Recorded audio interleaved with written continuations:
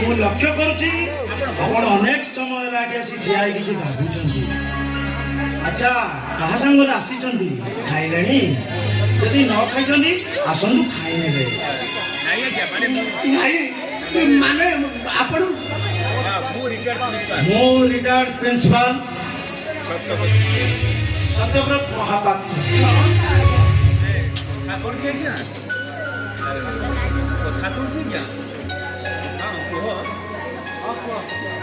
ହଁ କୁହ।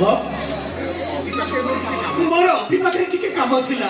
ଅଭି ମାନେ କୋଉ ଅଭି କଥା କହୁଛ? ଅଭି ମୋ ଅଭି ଅବିନାଶ ଦାସ ଯେ ବେଦିରେ ବସି ବାହା ହଉଛି। ଓ ତମେ ତାହେଲେ କଣ ଅବିନାଶର ସମ୍ପର୍କୀୟ? ନାଇଁ ଆଜ୍ଞା, ମୁଁ ତାଙ୍କ ଗାଁରୁ ଆସିଛି।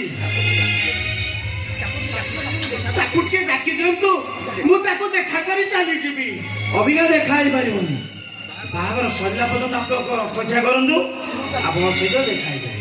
ଶୁଣନ୍ତୁ ଆଜ୍ଞା, ତାକୁ ଖାଲି ଏତିକି କହିବେ ତାଙ୍କ ଗାଁ ଗ୍ରାମରେ ଯିଏ ବଡ ଭାଇ ପାଠ କରେ ସେଇ ଆସିଛି ତାକୁ ଦେଖା କରିବାକୁ। ତମେ ତାହେଲେ ବଡ ଭାଇ ପାଠ କର। ଆଚ୍ଛା, ତମ ନାଁ କଣ? ନାଁର କିଛି ଆବଶ୍ୟକତା ନାହିଁ ସାର୍, ତାକୁ ଖାଲି ଏତିକି କହିଦେବେ ମୁଁ ତାକୁ ଖୋଜୁଥିଲି ବୋଲି ସେ ସବୁ ବୁଝିଯିବ। ଆଚ୍ଛା, ଆପଣ ଏଇଠି ଅପେକ୍ଷା କରନ୍ତୁ, ଆପଣ ଖାଇ ନିଅନ୍ତୁ, ମୁଁ କଣ କରୁଛି।